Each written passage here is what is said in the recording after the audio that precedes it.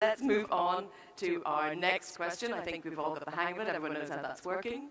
Right, this is a little bit more multiple choice, which is which formats would you prefer for exchange, training and other activities? And as you can see, we've got conferences, thematic networks, Erasmus for local politicians, peer-to-peer learning and study visit, or online courses. Okay. I'm going to leave that a few minutes because I think there's a lot of you voting on that. You have to have a little think about it. I didn't have my mobile. Okay, I think we can say resoundingly that online courses are the least popular option, just something we might like to explore given the digital age we're working in. Top there, Erasmus for local politicians. 67% of you would prefer to do that. Thank you very much for joining in. I would now like to ask the panel for some just opening thoughts. Mr. Butuza, let me just ask you, so you're Secretary of State here in Romania for youth and sports. One of the things we talked about yesterday in our session in preparation for this was getting young people involved. So how do you go about doing that? How do you improve the participation of youth and elected politicians in your country?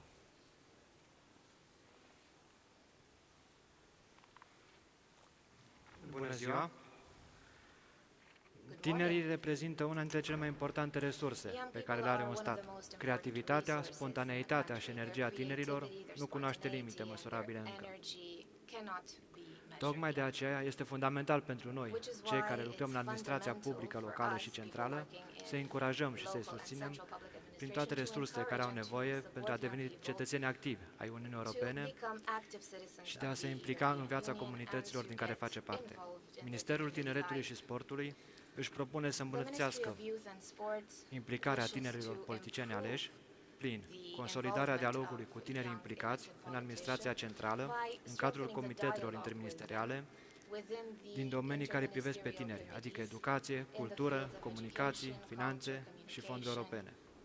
La fel, prin informarea și conștientizarea în rândul tinerilor aleși locali cu privire la programele dezvoltate de Ministerul Tineretului și Sportului, atât pe partea de tineret cât și pe sport, cum ar fi concursuri naționale de proiecte destinate tinerilor, precum și taberele tematice pentru tineri. La fel, mai există programe pentru partea de sport Campionii României, în școli și universități, România în Mișcare. Sunt programe pe care tinerii le pot accesa. Mergem în comunitățile locale și le explicăm tinerilor politicieni cum pot să transmită mai departe mesajul și să atragem cât mai mulți tineri să facă sport. Știm cu toții că sportul înseamnă sănătate, sportul înseamnă educație, sportul înseamnă un trai de viață sănătos. La fel, un proiect pe care îl avem și este foarte mare este constituirea și funcționarea cel puțin 83 de consilii consultative pentru tineri la nivel local, 41 de consilii consultative pentru tineri la nivel de consiliile județene, 41 de consilii consultative de tineret pe lângă consiliile locale ale municipiilor reședințe de județ și un consiliu consultativ pe lângă Primăria Generală a municipiului București. Iar la final, un exemplu de bună practică al dialogului Uniunii Europene dintre tineri și autorități este organizarea conferinței de tineret în 25-28 martie, care are loc la București, unde peste 150 de tineri din peste 40 de state ale Uniunii Europene vor dialoga cu autoritățile, așa cum prevede și strategia de tineret a Uniunii Europene în 2019-2027. Vă mulțumesc! That's very timely. So good concrete answer to quite an open-ended question. And Mayor, let me turn to you and ask, how do you see the connection between sort of local politics and EU politics in Gdansk? And are you finding that maybe youth is better at that than older politicians? Well, there are several issues. Thank you very much for inviting me to take part in this panel. I should speak Polish rather. Przepraszam za to. Bardzo dziękuję Państwu za zaproszenie. Thank you for inviting me to sit on this panel. I would like to thank Minister and my colleagues from Romania. I would like to congratulate you on organizing this event together with the Committee of Regions. I really liked the last question that appeared in the slide about Erasmus. Actually, I belong to the Erasmus generation. When in 2004 Poland joined the EU, I spent the year 2004-2005 studying law at Salzburg University in Austria. So I was given the opportunity to fully benefit from the fact that Poland became an EU member state. Pani zapytała o to, jak na poziomie lokalnym możemy wzmacniać współuczestnictwo młodych ludzi, także świadomość europejską. Ja myślę, że to są bardzo proste rzeczy. Zaczyna się od bycia aktywnym w samorządzie szkolnym, wtedy, kiedy troszczysz się o swoje najbliższe otoczenie, klasę, szkołę, z czasem startujesz do rad dzielnic, rad młodzieżowych, of a youth municipal council, because we have such institutions in Gdansk, but also in other cities. And this translates into active citizenship. And if you're not an active citizen of your country, you won't become an active citizen of the EU. Świadomość co do naszej sprawczości jako Active citizenship gives you a sense of agency. Nie tylko jako państw, ale właśnie jako ludzi, jako obywateli. Myślę, że te wszystkie działania, o których też mówił pan minister, one są szalenie ważne z poziomu ministerialnego, ale my jako samorządowcy pracujący us, as representatives of local and regional governments, we're working really close to our citizens. Therefore, we really need to empower this everyday solidarity and activities on the local level.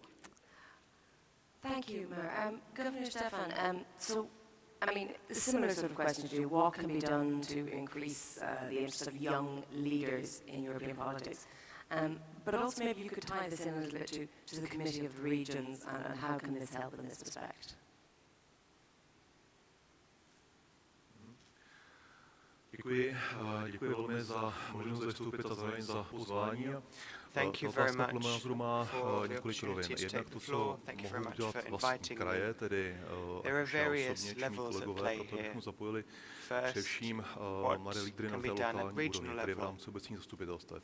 So, Pořádali jsme a budeme pořádat různé tripy ve smyslu příkladů dobré praxe, tedy aby bylo patrné, jakým způsobem Evropská unie v tom daném místě, v daném čase prospívá a které projekty dělá. Ale zároveň nejen tedy, že my ukážeme, co se stalo, ať už to jsou záležitosti, které se týkají turistického ruchu, opravy silnic, škol a podobně. To jsou všechno věci, na které se ti představitelé mohou obrazně skutečně šáhnout. Ale zároveň potřebujeme, aby i vlastní sdělovací prostředky, respektive vlastní Evropská unie hovořila mnohem jednodušeji. Česká společnost je primárně nedůvěřivá. Je nedůvěřivá vůči různým institucím. Mnohdy má pocit nějakého pocitu diktátu a řízení. Ono to samozřejmě vychází z nějakých historických souvislostí, ale zároveň vnímání EU a i těch příkladové praxe musí být podporováno tím, že i samotná unie a jakékoliv orgány budou mluvit velmi jednoduše. Tedy to děláme proto, toto je opraveno, přidali jsme nám to a to a to. Tedy, aby mladí lídři vnímali pozitiva a ne, že musí vůči ničemu bojovat. A ten pocitový odpor, který mohou některá nařízení a zároveň některé sdělení komise vytvářet, tak jsou ještě podporovány některými neproevropskými médii. Jenom pouhá čtvrtina zpráv, které o Evropské unii v České republice je v pozitivním slova smyslu. A to zacílení podle mého názoru by mělo jít ať už v úrovni regionů či měst a pochopitelně v rámci řízení jednotlivých evropských institucí, tak mluvit až do těch jednotlivých obcí. Typu daná obec má to a to díky Unii a slouží to k tím nejjednodušším věcem. Tomu, s čím se ten dotyčný potkává každý den. A pak jsou samozřejmě ta velká témata typu migrace, ale myslím si, že to začíná skutečně u těch v úzovkách drobností, které jsou pro život v tom daném regionu a dané obci nejzásadnější, nejzákladnější. A tak se podle mého názoru bude budoucna vytvářet lepší vazba mezi EU a vnímání české veřejnosti Evropské unie. So that, by looking at that, there can be perhaps a better link between. Well, I think it's interesting. I mean, you talk about engagement, you talk about mass media, because these were some of the very particular issues that came up in our discussion with the young elected politicians yesterday. Ale zároveň my, pokud máme přesvědčovat své kolegy k tomu, aby Evropskou unii vnímali jako pozitivní, tak mnohdy budeme narážet na moment, který je vytvářen díky mass médiím, to znamená ano, osobními kontakty, osobním přátelstvím. Pochopitelně velmi jednoduše můžeme sdělit, pokud to dokážeme ovlivnit, co ta Unie dělá a jaká jsou pozitiva od Erasmu počínaje po So I think we are the ones who need to convey a positive message about the EU. So all the EU does, encompassing regional cooperation and to Erasmus. So we have to take a look at what kind of stories are being peddled in the media. I think at summit meetings, but also within the institutions, the EU needs to try to promote itself. Then if we look at if we should also look at the disadvantaged regions, such as North Bohemia, and některé projekty Evropské unie úplně nebereme, protože to nejsou ty cihly, asfalt a beton, ale zároveň odmítají ty nějaké projekty příhraniční spolupráce, které jdou skutečně do života těch jednotlivců, už to je kultura či sportovní aktivity. A podle mého názoru tedy musíme propagovat nejen to tvrdé, ale i to měkké, tedy ty měkké. Which also have an impact on people's lives. So we need to have both hard and soft projects which are supported. Well, I'm going to ask Ms. Aleksandra now. One of the things that was suggested yesterday is that politicians need to go to young people, not expect young people to come to a town hall council meeting. We need to find them where they are. So what role do you see for local politicians in getting youth and young people more interested in EU politics? I think when it comes to this question, we first of all need to challenge this narrative that young people are not interested in politics, because young people are, we see it now with the climate marches, we see it how active young people are on social media, sharing articles that are relevant, that are politically active, they engage in youth organizations, but young people also need to be given the possibility to engage in these processes as well, and that's why it's so important that also like politicians come to where young people are, come to youth organizations, come to the local youth club, come to sports events, come to concerts, so literally like meet where young people are and where young people are engaged, because this is the easiest way on how to engage with young people as well. And I fully agree with everything that was said so far, that local youth councils play an important role. As you were mentioning, the school system as an important aspect, how to engage young people like on a very young level as well. So I think these are like truly important aspects. But for this, it's also important that youth organizations are also further important, and they also have like political recognition, also like legal recognition, so they can engage as well and allow young people to participate as well. And especially when it comes to local politicians, I think they can bridge this gap between the European level and the local level as well. Not only like as a top-down way, so not only bringing the EU level to local level, but also bringing local messages to the EU level as well, because we should not forget that it's a two-folded way, that we need to look at both areas as well. And I think here, especially the Committee of Region plays an important role as well, like being active, so to say, both on local and on European level as well. But here it's also important that the structure itself is about to youth up as well. Next year, in 2020, when there will be the new members appointed to the Committee of Regions, it's also important that there are more young people in this body, so that young people also have like direct role models as well, because we know how important this is as well, like when we see other young people who are in elected positions that shape their environment. So this is also like a very important aspect for us, like to really reach out to young people and also like to engage us both, like to have role models, but also like to support youth organizations in carrying out their work. Okay, and I think events like this are a big step in the right direction to that.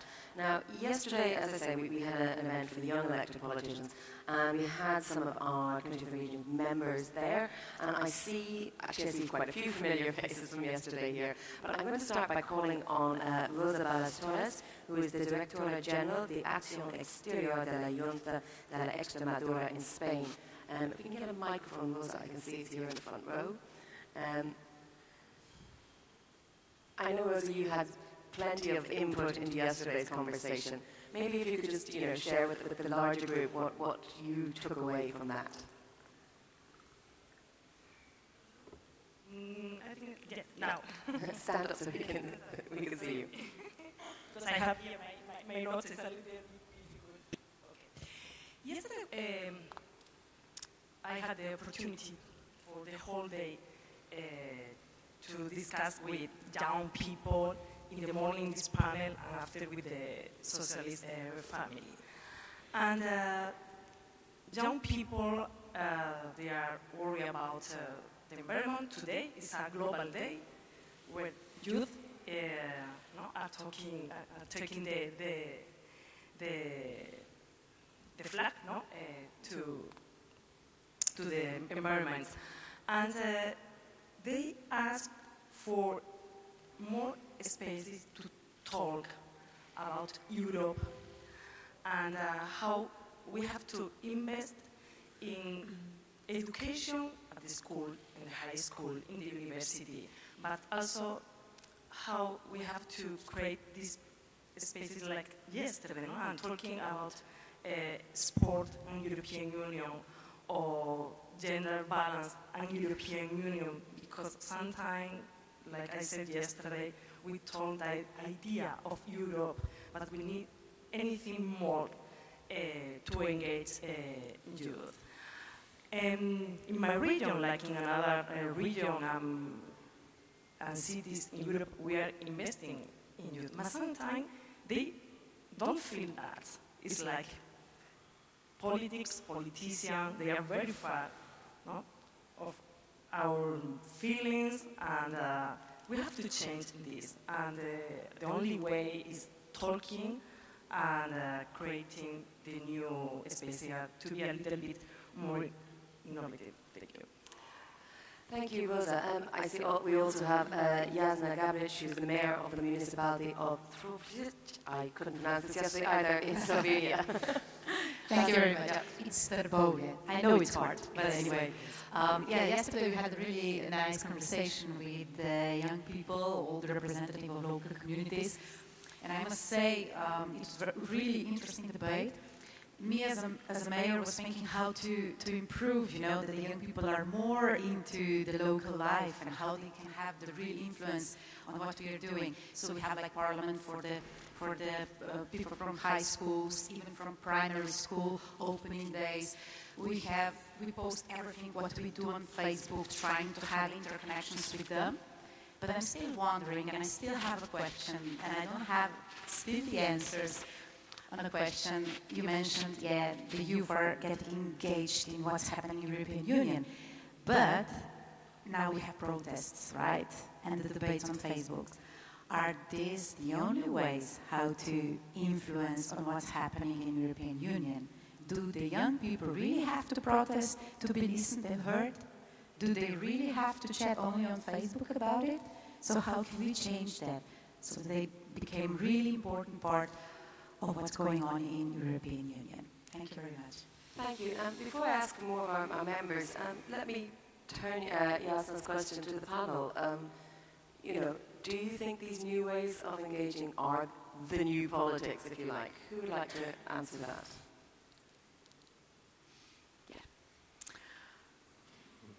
To, o czym przed chwilą powiedziała pani burmistrz, też mnie nurtuje bardzo często, bo I have been something I have been thinking about on many occasions. Because yes, we have the new media, which sometimes seem to be the only way to reach young people and make them interested in the European politics. It is one way to do it, but personal face-to-face contact is something that is very hard to replace. That is very precious. We have many programs, many projects, such as Erasmus. Perhaps we need more programs like this, or different programs. A face-to-face meeting between two individuals from different countries is something extremely important. We can get to know each other, we can get to like each other, we can combat hate speech, which is one of the biggest problems, the biggest challenges in Poland, but also in many other European countries. So we need to do both. We need to be active online and offline, online and face-to-face. Thank you. Yeah, yeah, thank you very much for your question as well. I think it's a very relevant one, and I would like to follow up as well like what Mr. Secretary of State was referring to before as well. And next week the EU Youth Conference will take place here in Bucharest as well. And this conference is about the EU Youth Dialogue, which is a process which engages young people and decision makers, starting at local level, like to have reunions to discuss what are the issues that are affecting young people, and also like how to solve them. And then if this issue cannot be solved on local level, it will be brought to the next level, kind of like this is the idea behind, but always in dialogue closely with young people and decision makers as well, to really have a dialogue as well. And I think this is one of the good practices that the European Union has established as well. And I'm also very much looking forward to come back to Romania already next week to participate in a conference as well. And I think another example as well is the European youth capitals. Those are cities that really truly show commitment to young people as well. They invest in the future of young people. You're coming from Slovenia. Maribor used to be a former European youth capital. This year it's Novi Sad. Next year it's Amiens in France. And last year it was Cascais, and before it was Varna. So we have different good practices as well already in place as well. So I encourage you as well to engage in dialogue with mayors from these cities as well, and to learn what they are doing to inspire young people to get engaged and to use up their structures as well. Okay, I think Aleksandra was interesting in what you said, that it was very much borne out in our very unscientific poll that we did at the beginning. Everyone wants to do face-to-face Erasmus meetings, no one wants online courses. Let me bring in another of our members who was speaking yesterday, Gillian Ford, who is the member of the London Borough of Havering in the United Kingdom. Gillian, are you hearing, even at the beginning of this conversation today, a slightly different tone or something the same? I think it's similar.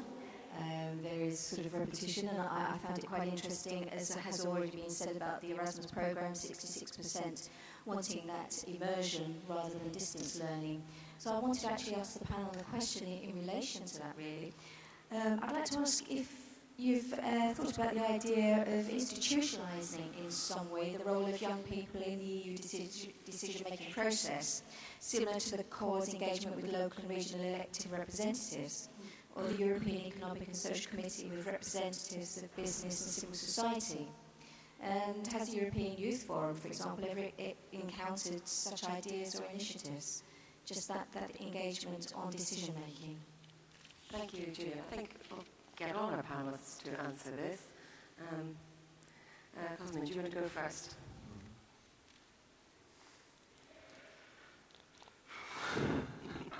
It's a tough question. No, este o întrebare foarte bună. That's a very good question. We, in the Ministry for Youth and Sports, run several projects whereby we'd like to engage the youth in politics and administration. I started with local, then county administration, and worked my way up to central administration. And I encourage all the youth to get involved in politics. Să rezolvăm problemele tinerilor așa cum ne dorim. Sunt convins că take things in the right direction. I'm sure that 90% of youth issues are the same throughout all EU countries, and only together, being united, working together, can we settle these issues. Thank you. Jiří, let me ask, put Gillian's question to you. Should there be a way of formalizing or institutionalizing youth involvement at EU or local or even national level? To samozřejmě také je to složitá záležitost. Na druhou stranu vlastní institucionalizování nutně nemusí být úspěšné, pokud nebude vnímáno jako prospěšné v těch jednotlivých regionech. Zároveň by tomu mohli a měli na pomoci ať už teda ty pocitové místní lokální dětské parlamenty nebo parlamenty mladých, které samozřejmě přibližují fungování ať už krajských, městských či pochopitelně Evropského shromáždění. Je to dobré, ale ještě bych doplnil, a už tady bylo naznačeno, neustále se tady opakuje program Erasmus, který podle mého názoru z hlediska mladých je jedním z těch významných kontaktů pro dotyk s vnějším světem. Ale aspoň já vnímám a mnoho studentů na vysokých školách vnímá Erasmus jako produkt pouze pro vysokoškoláky. A já bych cíl primárně v tuto chvíli, pokud máme hovořit o nějaké nové generaci pro Evropu, tak aby se potkávaly děti na základních školách a tam se vytvářely nějaké vazby, respektive aby se vytvářely, aby se odmítaly nějaké předsudky, které se vytváří ve vyšším věku. To znamená, aby Evropská unie zacílila i na setkávání a propagaci nejenom myšlenky, ale vlastního potkávání, ať už z hlediska kultury, sportu, té nejmladší generace, tedy cílit na základní školu. Others from these primary schools. Aleksandra, same question to you. Do we need a more structured method of getting young people involved? Well, it's not easy, as Jiří said just 2 minutes before. In my opinion, another committee, another body, which could have a role, which is like giving thoughts, making consultations, and so on, could be useful. But this is the question to all of us: what should be the role of this body, and how it should be arranged within all the institutions inside the European Union? Because if we want to create anything, and it should be useful, it should be well prepared. So it's not easy to answer to your question, but I think that we are getting to decide to create that sort of body. Well, my answer is very simple. Of course, yes. And we've also been looking into this, and we don't even need to look that far because such a body is already existing actually in Europe, not in the European Union, but within the Council of Europe. So the Council of Europe has a co-management system, which basically means that young people elected, there are 30 of them, together with decision makers from the different member states are coming together and making jointly together policies. So we already can look at this good practice and ensure as well on how we can implement this also on EU level. So the idea is not so far-fetched, it's already existing in place, but we just need to implement it also on EU level. So we just can get inspired as well by other institutions that already have this in place as well. The second aspect I would like to mention here is as well, because now we mention quite often Erasmus Plus or education, but I think here it's also very important to notice that youth politics is not only about employment or education. It's much more, it's about the environment, it's about agriculture, it's about security policies, it's about social policies, and that's why on European level we are also looking now with the newly established EU Youth Strategy also to look in a way of how we can have this cross-sectoral cooperation in place as well to really ensure that the voice of young people is heard all across the European Commission and not only in the field where education or youth is based in as well. So I think this is also something where we need to improve as well, and also where local municipalities can work on and ensure that every governor is aware of youth policies and is also aware of how to mainstream the voice of young people in their policies as well. Okay, now we have some more members. Do you have any other members in the room? We have Morris? No? Okay, let's just throw this open then to the floor. Gentleman here on the second row. Thank you very much, and good morning, everybody. I'm Peter Bult. I'm representing UNICEF here in Romania, and I just would like to respond because I think this discussion is very relevant, and I appreciate the questions that are there because it's we need to strengthen the link between Europe and citizens, but let's not forget that 1 in 5 of the citizens are not voting and are 18 years and younger. And so we've made a distinction between the youth structures that are there, which are very active, and the child-focused structures. And as part of the Romanian presidency, there will be a children's summit on 6 and 7 May here in Bucharest, which talks exactly about this. A group of Romanian children are actually preparing for the summit. It will be largely run by them, and it will lead to a declaration from children, from European children, led by Romanian children, on the EU, a declaration and a call to action on the EU to set up formal structures for making participation work.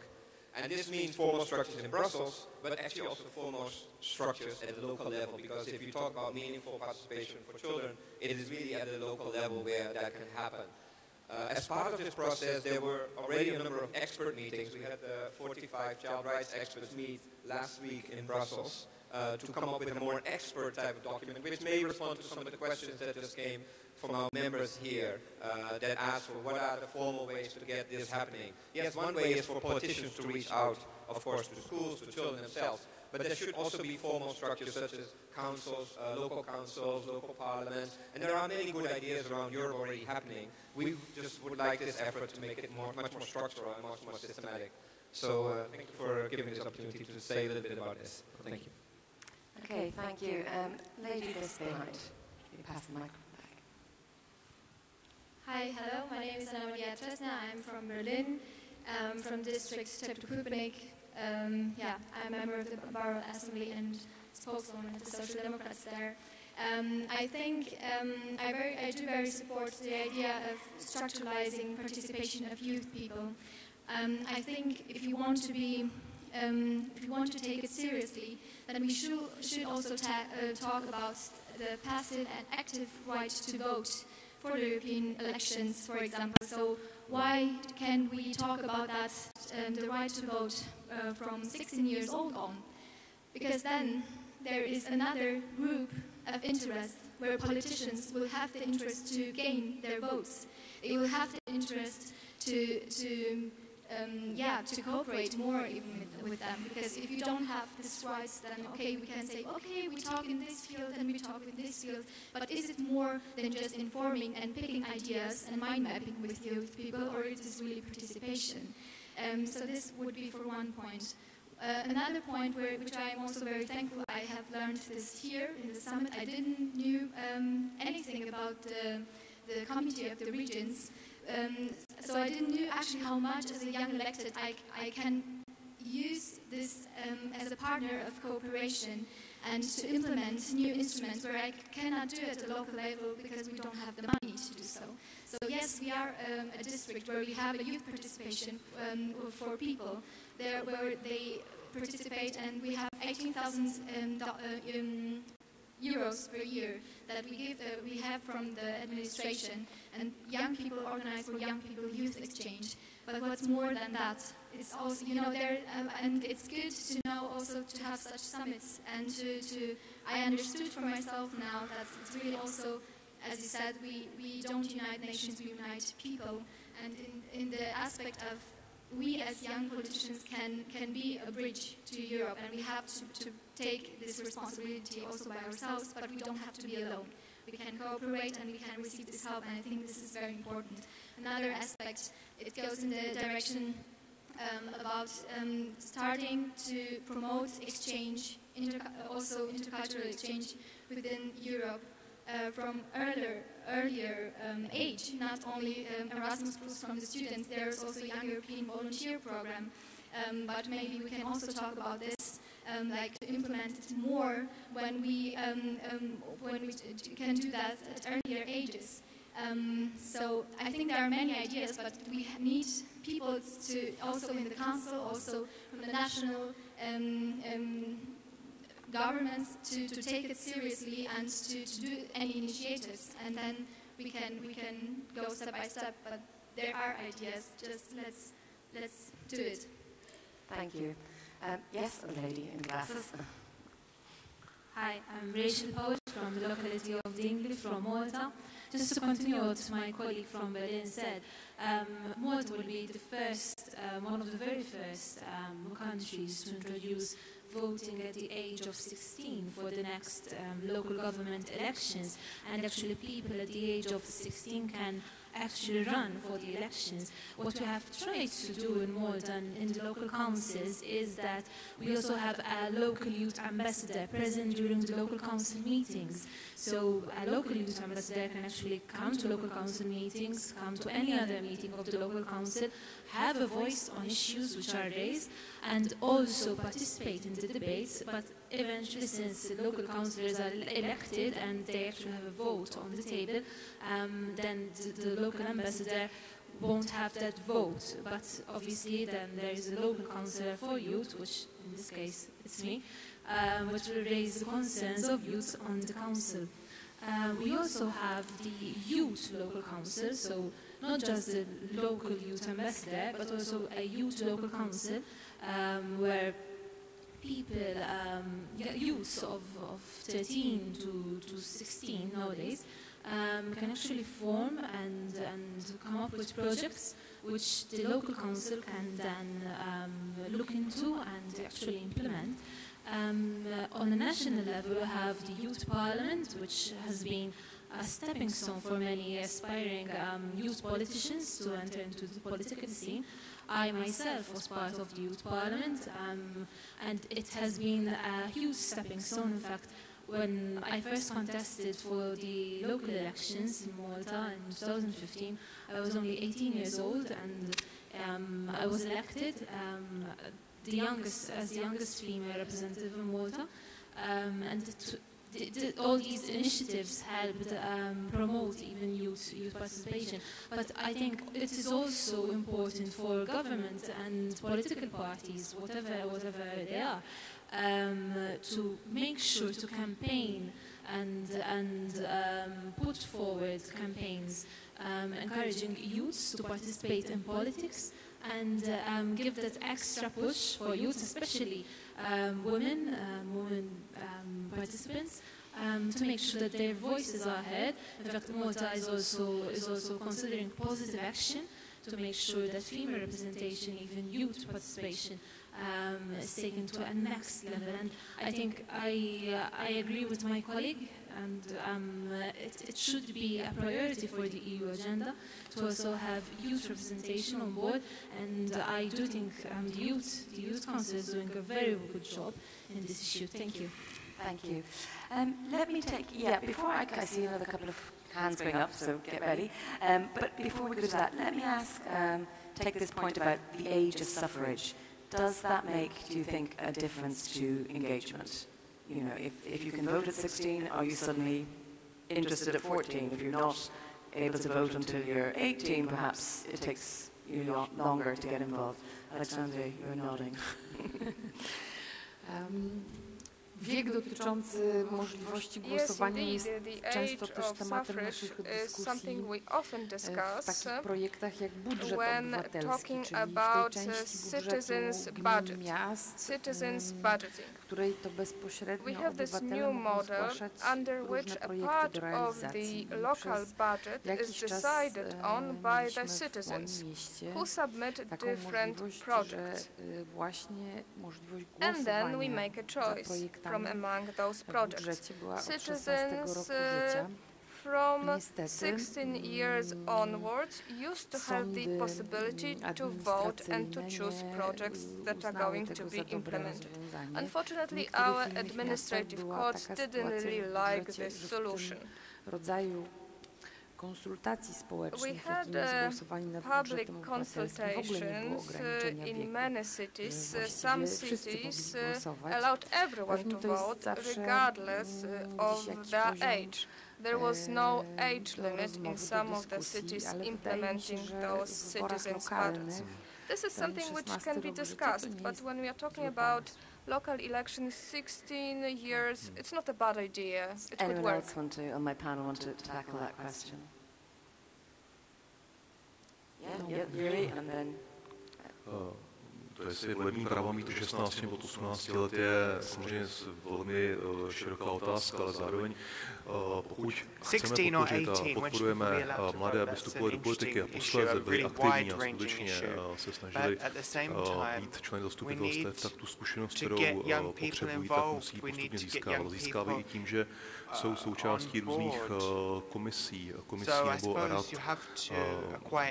té dané městské rady nebo městského zastupitelstva. Tedy ty zkušenosti a pronikání do toho systému samosprávy pochopitelně je v nějakém čase a pochopitelně trvá to XY let, trvá to delší dobu. A tedy pokud se i my budeme snažit a snažíme podporovat mladé, aby se podíleli na správě věcí veřejných, a ne třeba nutně, že by byli zastupiteli, ale ovlivňovali něco, ať jsou ve sportovních komisích, kulturních či podobně, tak to vytváří potom podle názoru ten pozitivní přístup pro to, že budou chtít jít výše, tedy budou chtít se stát a budou chtít spravovat tu svoji obec, to své město, ten svůj kraj. Karina, what do you think about this age level of engagement? I mean, does it always happen in the way you were suggesting, that you start local and you get bigger? Because what we see is young people often want to jump in the deep end. They want to tackle the planet. They want to tackle climate change. No? Yeah, so when it comes to vote at 16, of course, as European Youth Forum, we strongly support this idea. I myself come from Austria. Austria has implemented vote at 16 about 10 years ago, and we see very positive results. Right now, we see that young people are equally going to turn out to vote as other age groups. So there's this positive effects. And this has to do with the fact that when young people are still living at home, when they go for the first time to the polls, it's way more likely that they establish like this habit of voting as well.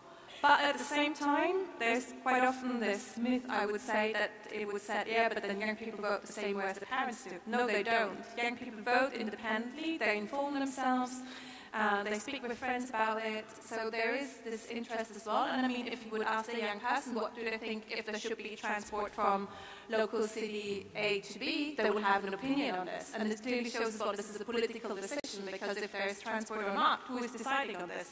It's politicians, so it's political opinion. They will have an opinion how the school system should function, so it's a political opinion. They would want to know if there is a youth club in their village, for instance, or not, and this is also a political opinion. So I think we also need to take this into account as well. That's why it's so important as well, like to engage young people from an early age on as well. And the other aspect is we shouldn't ask like for which party is a young person is voting, because we also don't do this with other age groups. But out of a sudden with young people this is coming a question as well. I don't understand why. It's about the right to vote. So I think this needs to be put in context first. And I agree with you, it's definitely important to also like link this together with citizenship education, with the involvement of youth organizations as well, like to strengthen young people as well, like in their engagement in politics as well. But yes, vote at 16, definitely yes. Okay. I see, yeah. Hi, my name is Sören Herbst, and I'm representing the German state of Saxony-Anhalt in the Committee of the Regions. And with my 39 years, I'm one of the youngest members in the Committee of the Regions, which is problematic. And that's part of this topic, because I think that our institutions themselves are not open enough for young people. It's very nice to have the young people from the young leaders from the regions and the cities here in Bucharest during these days, but we need to take measures to keep them interested, to keep them engaged, and also to make them the future members of our institutions. And of course, that's not only a task for us in Brussels or here in Bucharest, but it's a task for our member states and for the electoral systems on the ground who send those people to the European institutions. And I think when we are talking about the future of Europe, what we do all day long, we need to talk about how to get young people into our institutions. Thank you. Well, hang on to the microphone because I have a question for you. I want you to answer me a question as well. I asked this yesterday as well. Do you think there's an age where we get all these young people excited and interested at a young age? Is there a point where it falls off again? Or there's a disconnect at some point with the EU level?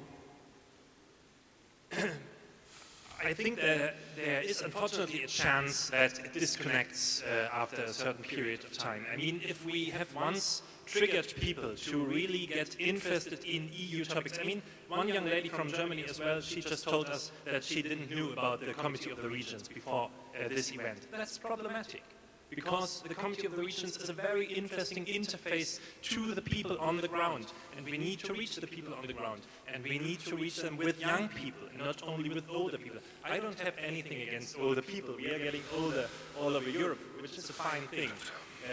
But we need really to keep the commitment of people, of young people alive for the future of Europe. And I don't have an idea for the best way of doing this, but that's why we are talking together, looking for the best way, because I'm convinced we need to find measures, strategies to keep this engagement living, to survive as a successful European Union.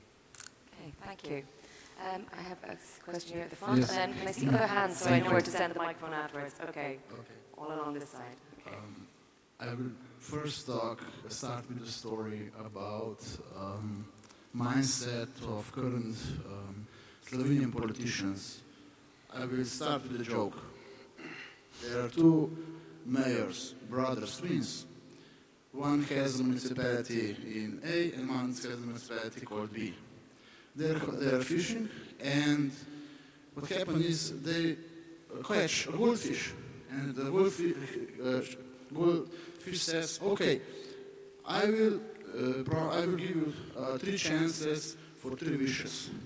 And the first brother says, "Okay, I want that my municipality has 10 million euros." Of course, he gets 10 million euros. Then the goldfish says, "But just wait. Your brother gets twice as much." His brother thinks about it.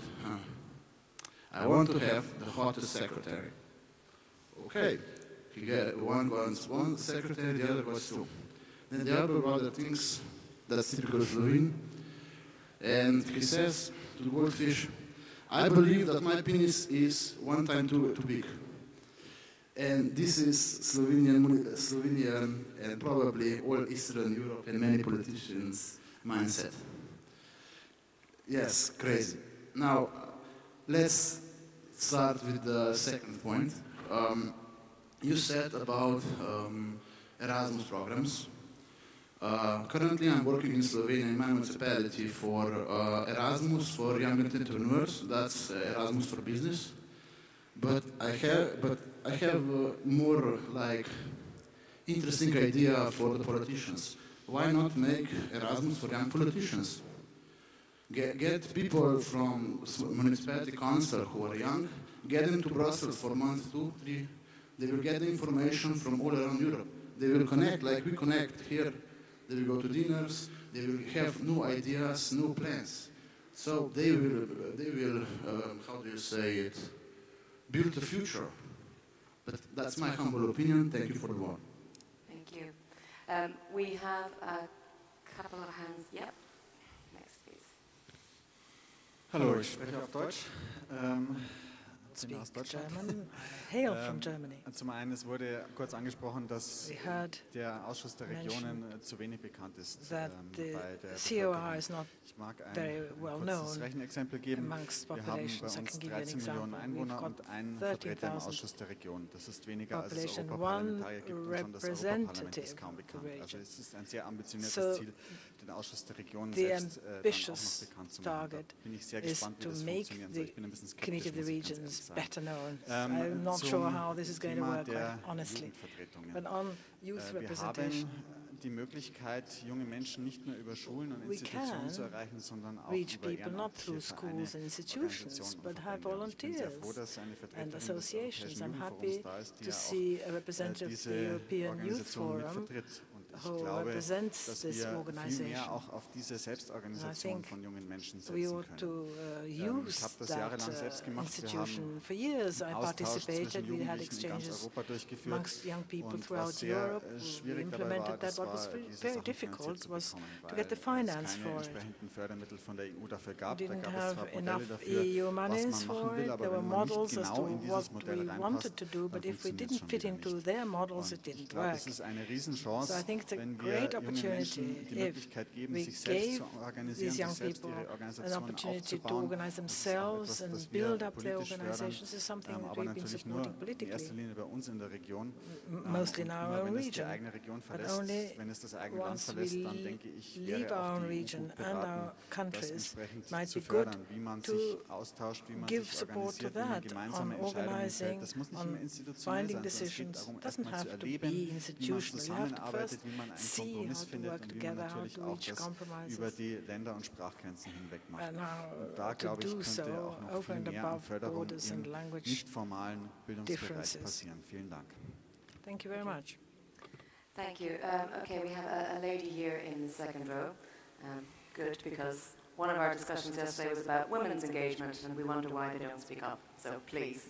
Thank you. I'm Kirsty Curry from the Highlands of Scotland, and I just wanted to share with you what we've been doing in Scotland in relation to children and young people. Last year we had the Scottish Year of Young People, where young people from throughout the country were actively involved in citizenship projects and making decisions, which was fantastic.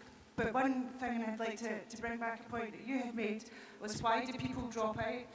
And it's about respect and dignity. In Scotland in 2014 we had a referendum. I don't know if any of you heard about it. Unfortunately for some of us it was heartbreaking because we didn't win, but for some of us it was good because we did win.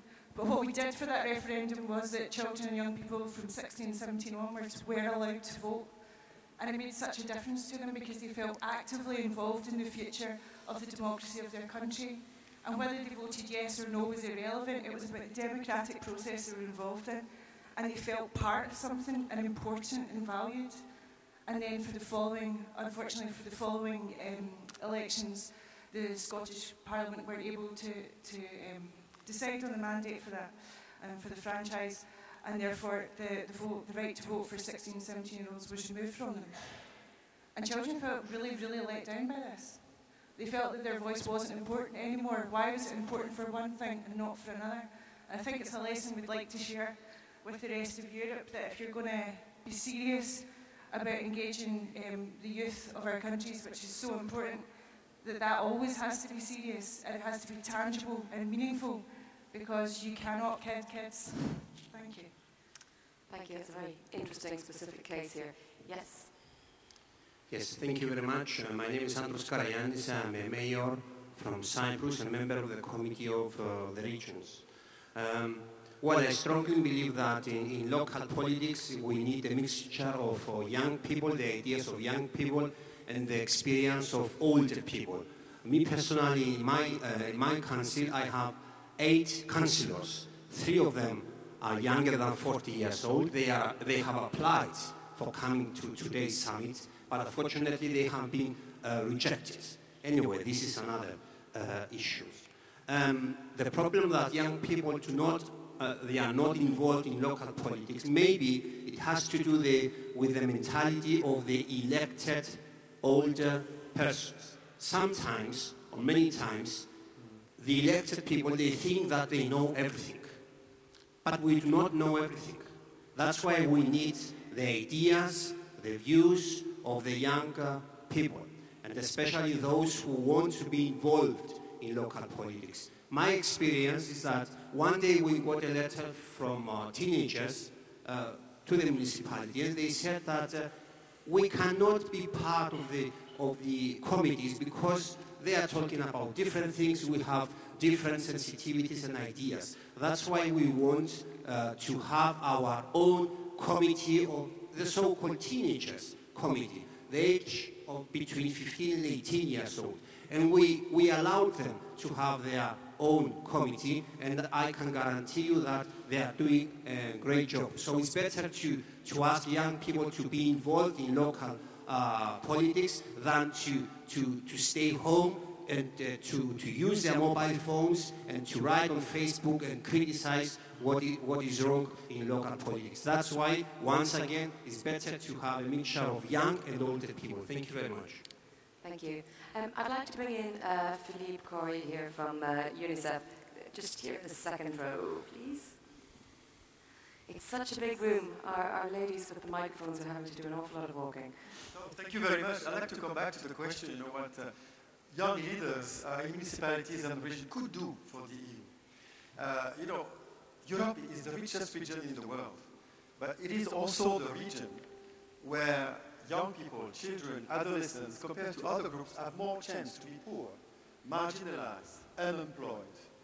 And it's even more true if you are a migrant, if you have a disability, or if you belong to a ethnic group, minority, like Roma in Europe.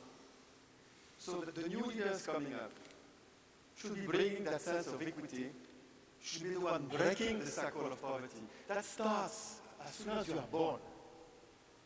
And your second chance is during the adolescence.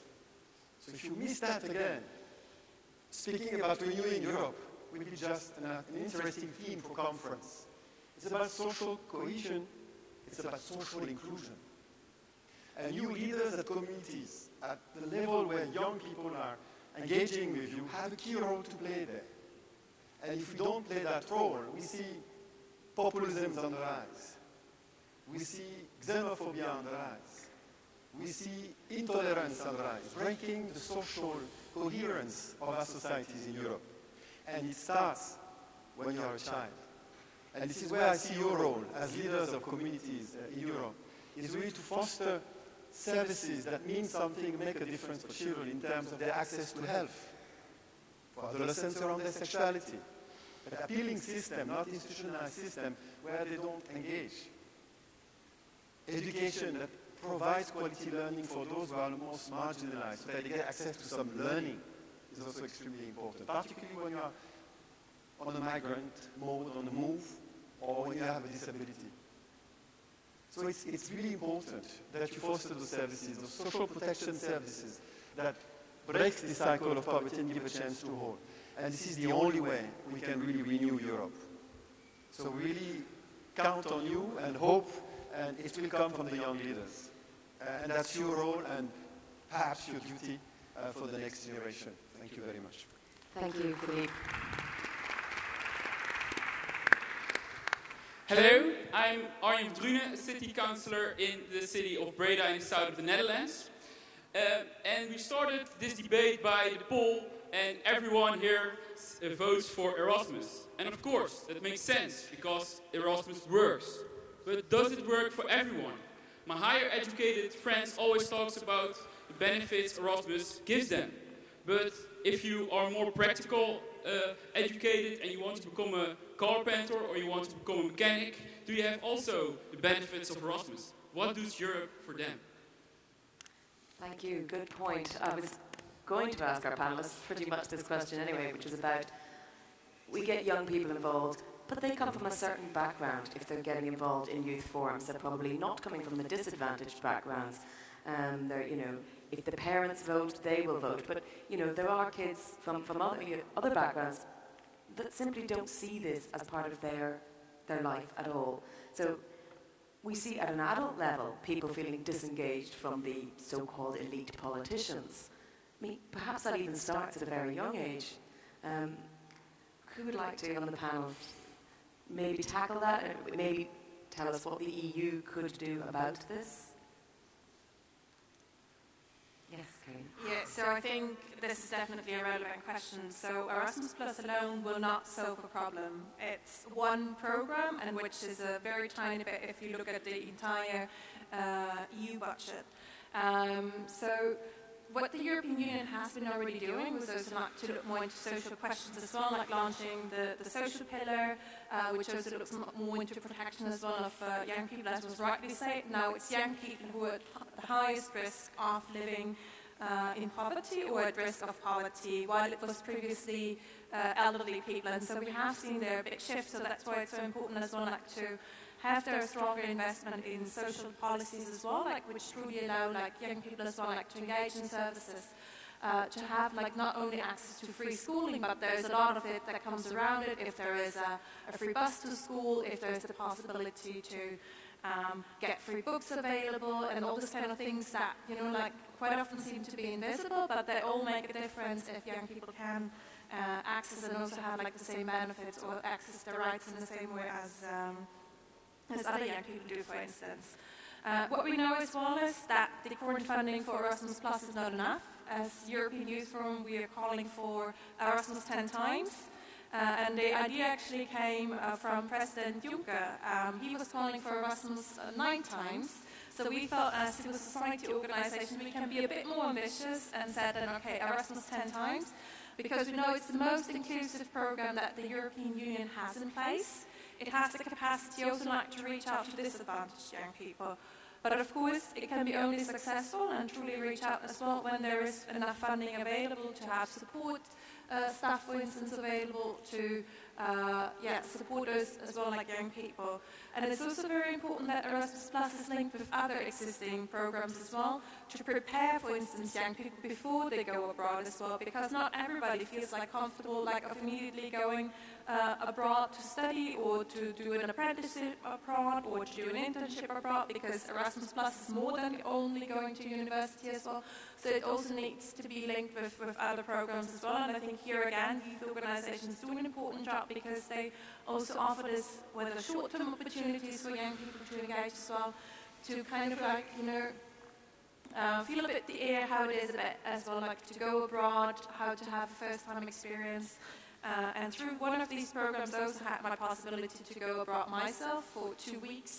And this was already like a very exciting opportunity for me because I wasn't sure if I liked being abroad alone, even if it was only for 2 weeks. But it was important like to get the experience and like to meet other young people as well. Okay. Cosmin, let me ask you, what's happening in Romania to try and tackle this, to make sure that children from disadvantaged backgrounds have the same opportunity for political engagement as children from privileged backgrounds?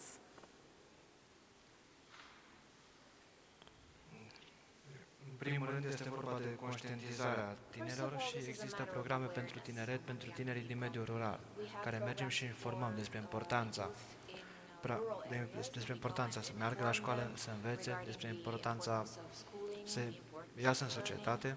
La fel, ce vreau să completez la ceea ce discutau colegii noștri înainte, este despre importanța votului la 16 ani. La noi, în România, tinerii au dreptul de vot de la 16 ani.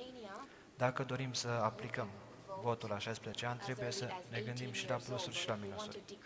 Nu știm dacă o persoană la 16 ani este pregătită să aibă o putere de decizie, să aibă anumite funcții. La fel, ar fi o idee foarte bună cu votul la 16 ani, că am implicat tinerii și am coborât și noi, oamenii politici, să am cunoaște mai bine problemele tinerilor.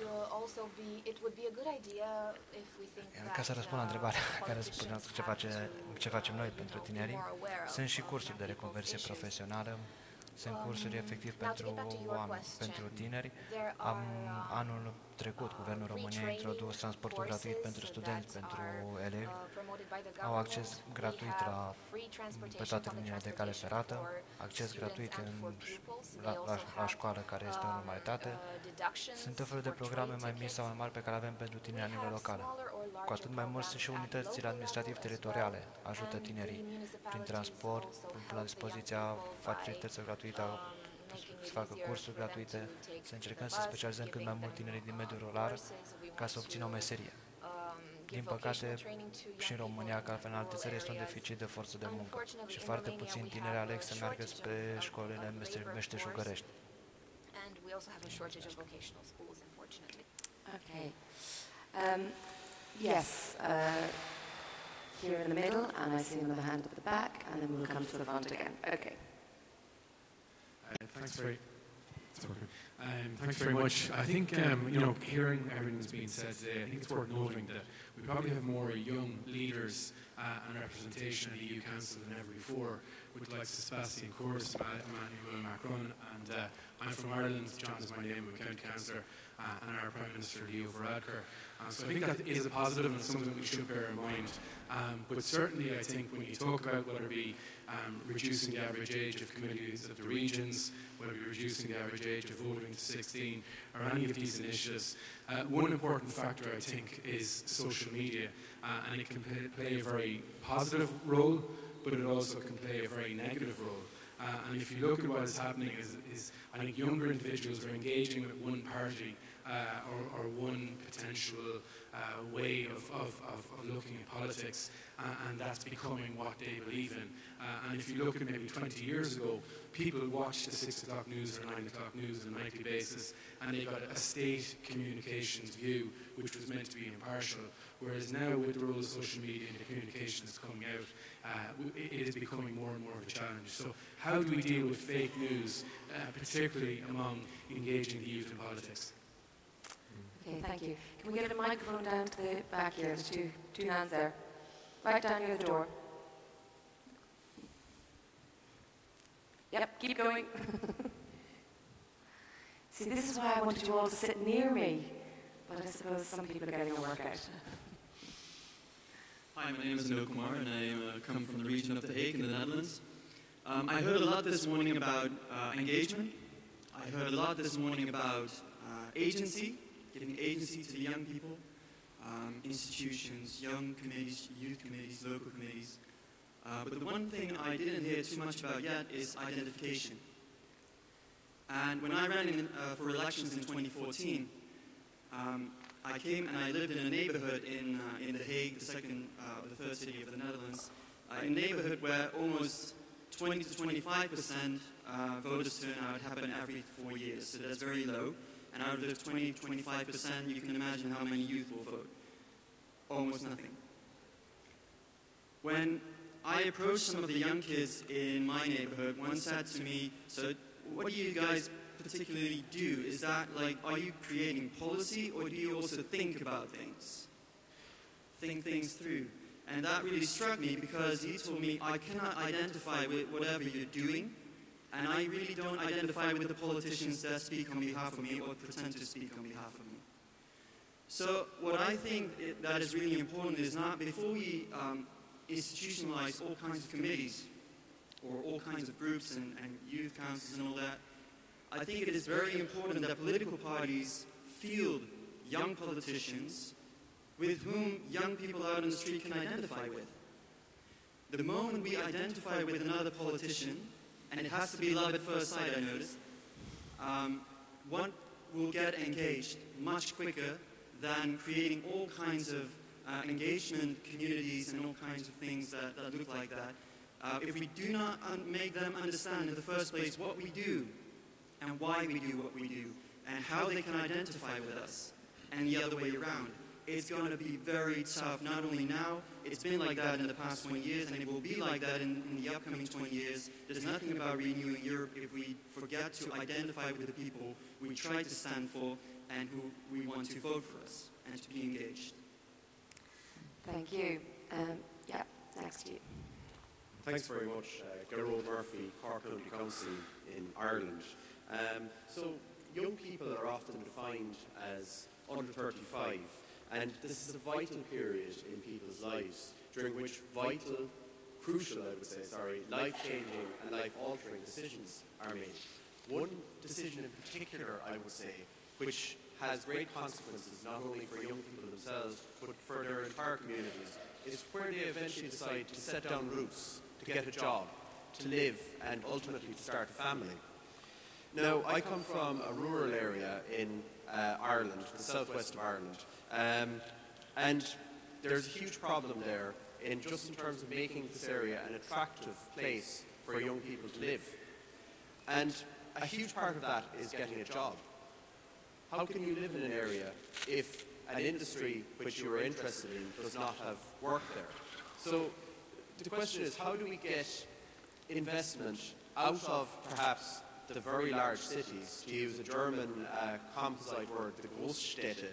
So how do you get the investment out of the very big cities and into maybe the second and third cities and the regional towns and villages? How do we make our countryside an attractive place to live for young people and ultimately start a family and end the decay of communities because of young people effectively emigrating to the cities and not coming back, and communities aging and eventually dying out? And I think just in terms of what Europe can do, the LEADER program is a very important initiative, and just to kind of give that feedback as well. Thank you.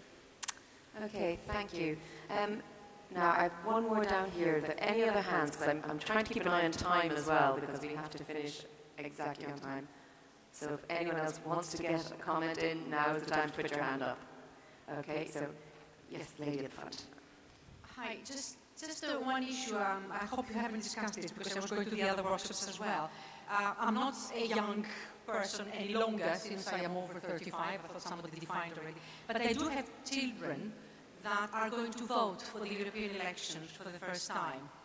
And they haven't had the opportunity to discuss with another young individual like themselves, or younger anyway, how would this happen? I know the European Parliament is making campaigns, and we have invited, because I'm a Secretary General of a European Organization for Regions, and in our last AGM we invited the MEPs in Portugal to explain to young individuals how to vote and what is the Parliament.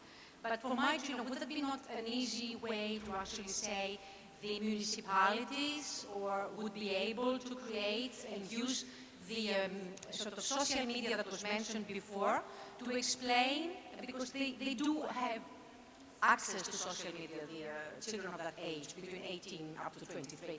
They really follow this quite closely. Would that not be a possibility to have these chats within the social media in a part of the municipality or somewhere as a service, and that would really create some debates for the younger individuals to discuss their preoccupations, because they do march for the climate as well, like everybody else. But how can they actually activate this willingness to do something via the local or the European elections, where they all can vote for in the country they live in?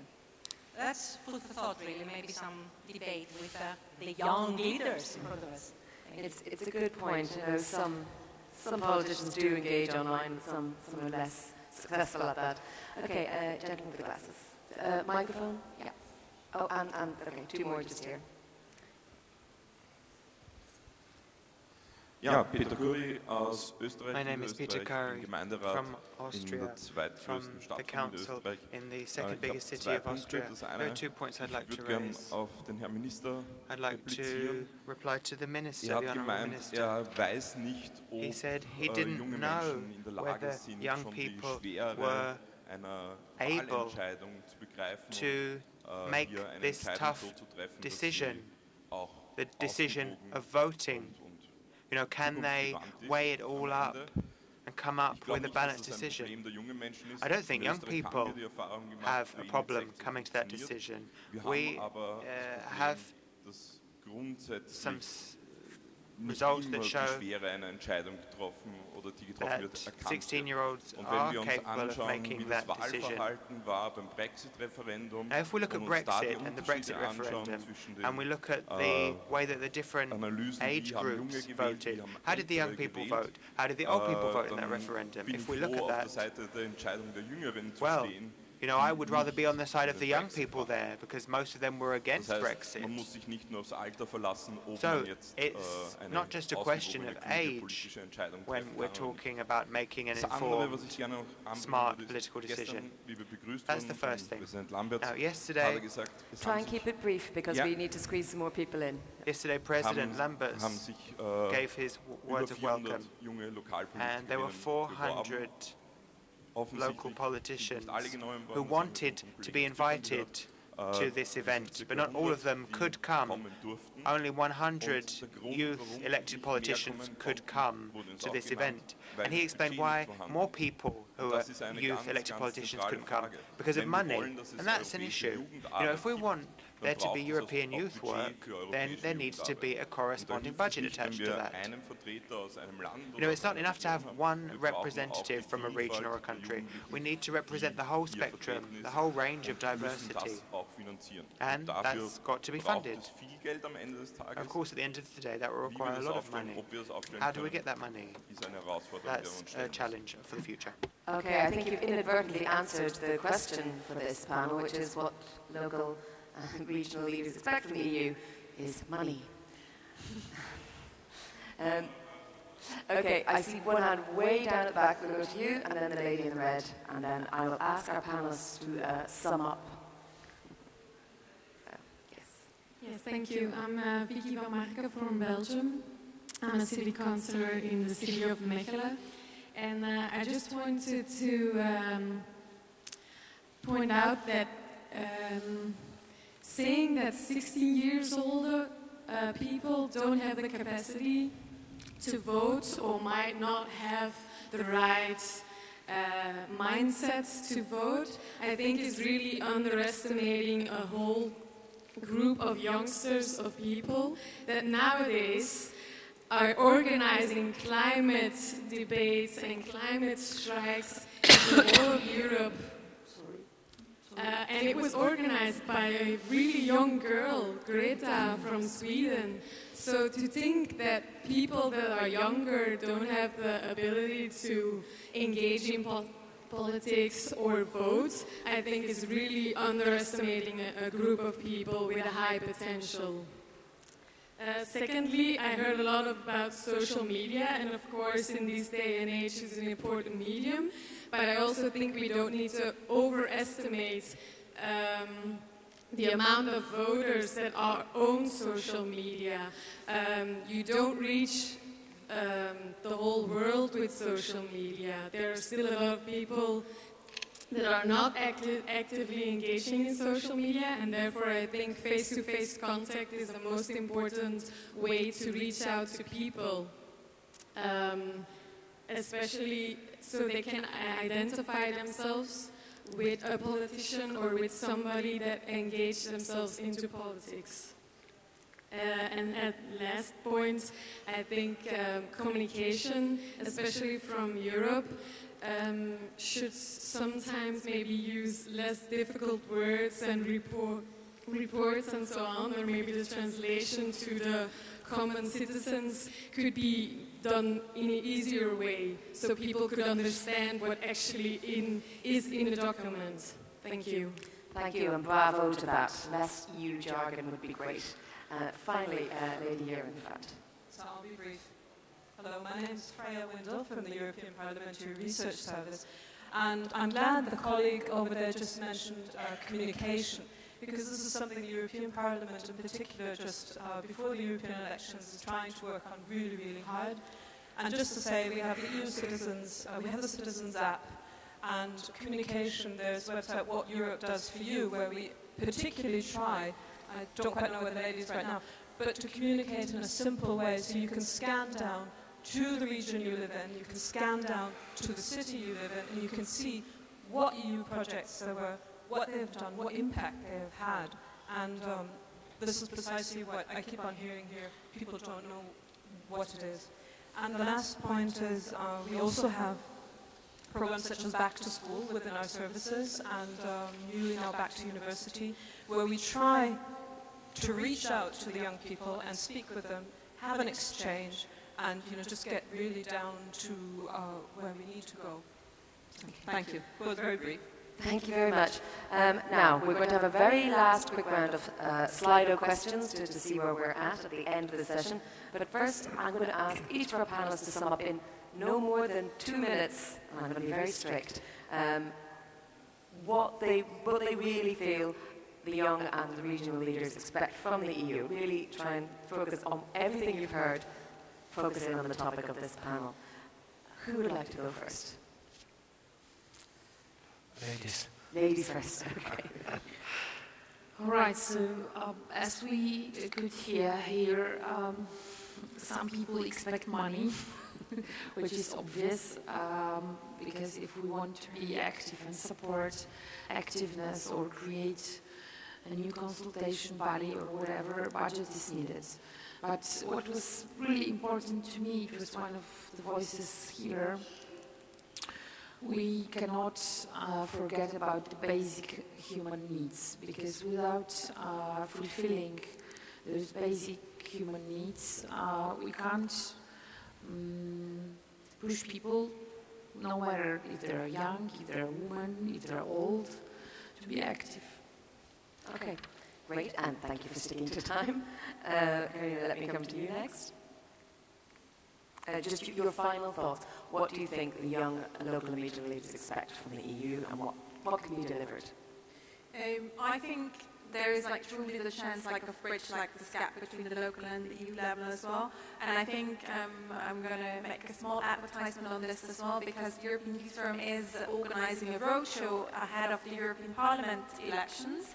And we will be visiting a number of municipalities and cities as well, including Amiens, Barcelona, Maribor, Rome, Cluj, Krakow, Berlin and Brussels.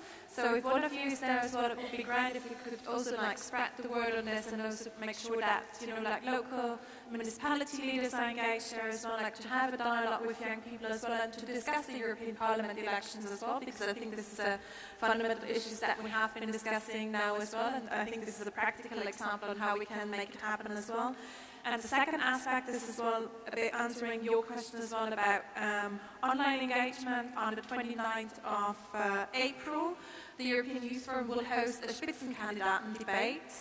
So bringing all the leaders together, and we will specifically target them with youth-relevant questions as well. It will be in cooperation with the University of Maastricht, also with Politico, and also live stream on YouTube. So also share, watch, and also forward questions online. So I think these are kind of aspects where we can, in the upcoming weeks, ensure that young people's voices are heard from the local to the European level as well. Okay, Jiří, what do young local and regional leaders expect from the EU? Rozměrných peněz zároveň to nemůžu, co očekávají, ale co zároveň my můžeme nabídnout těm dalším mladým, tedy ať už je to podpora v různých komisích a členství ve výborech, tak zároveň jejich podpora v rámci zájmových sdružení. A to všechno vytváří tu občanskou angažovanost a zájem o správu věcí veřejných. Takže a zároveň tedy mluvit mnohem jednodušším jazykem, srozumitelnějším jazykem, který nebude složitý obsahovat příliš nepochopitelné odborné termíny. Takže se může vytvářet se pocitová bariéra od těch mladých. Proč se mám zajímat, když to nerozumím? Less jargon. Okay. Thank you very much. Cosmin, then, final word to our host here. Cred că ceea ce își doresc tinerii de la Uniunea Europeană, în primul rând, este o mai bună comunicare. Cum spunea și colegul nostru, o mai simplă comunicare pe limba tinerilor. Să înțeleagă fiecare tânăr să poată să atragă fonduri europene, fiecare tânăr să poată să primească mai ușor un proiect pentru Erasmus+. La fel, cred că ceea ce își mai doresc tinerii este mai mare implicare. Să ne aplecăm mai mult, Europa să plece mai mult asupra problemelor tinerilor, să vedem exact unde este problema de jos, să nu discutăm sus, să discutăm jos la firul ierbii, unde sunt tinerii, să vedem problemele tinerilor din mediul rural, problemele tinerilor care sunt mai puțin ajutați de soartă. Din păcate, există și aceste cazuri și trebuie să ne aplecăm asupra fiecăror cazuri. Iar la final, cred că ceea ce mai este important este o susținere și economică a tinerilor. Până la urmă vorbim de partea de economie. Indiferent ce vrem să facem, să lucrăm bune, ne lovim de bani, cum spunea și colegul nostru. Și cred că pe lângă Erasmus, cred că mai putea fi loc ca să mai inițiem noi proiecte pentru tineri, noi programe pentru tineri. La fel, ceea ce spunea în Consiliul Local, Erasmus pentru tinerii politicieni. La fel, cred că este o idee foarte bună. Și tinerii politicieni pot să meargă să facă schimburi de experiență, să vadă modele de bune practici din alte țări și să le aducă la el acasă. Vă mulțumesc mult, vă mulțumesc că ați venit la București, sperăm că v-ați simțit bine și că vă simțiți bine în continuare și vă mai așteptăm și la Forumul European pe Tineret în 25-28. Vă mulțumesc mult! Thank you, and thank you very much. Now, I did say a final Slido, so get your phones out for the last time before we wrap up this session and go to your Slido page and select what young, local and regional leaders expect from the EU and you will see we have questions here. So what are the key European topics to be addressed for young local politicians in the future? And please vote now. Is it the role of regions and cities in the EU, the future of the EU, citizens' engagement, participatory democracy, cohesion policy and cooperation, sustainable development, climate change, subsidiarity, multi-level governance, social policy and integration? That's quite a mouthful. You can select 2. So that might be why you see some strange statistics up here. Quickly vote. Quickly vote. Wow. Okay. Well, if you can all see that it's changing, people have lots of different ideas. No consensus at all. But yeah, okay. Citizens' engagement and climate change. They're battling it out. So you can keep doing this. You can keep discussing on social media, even if some people are a little bit not so impressed with it. Use the hashtag EULocal. Please come along to all the events that you heard mentioned here on the panel today to keep this conversation going. And join me now in thanking our panelists.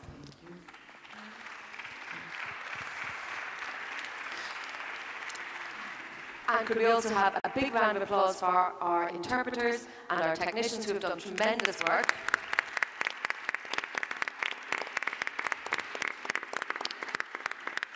And we're now going to let them have the room to get set up for the closing session, which will take place here at 12:30 sharp. So I hope to see you all back in the room. Have a nice break. Thanks. Thank you. Thank you. Thank you very much.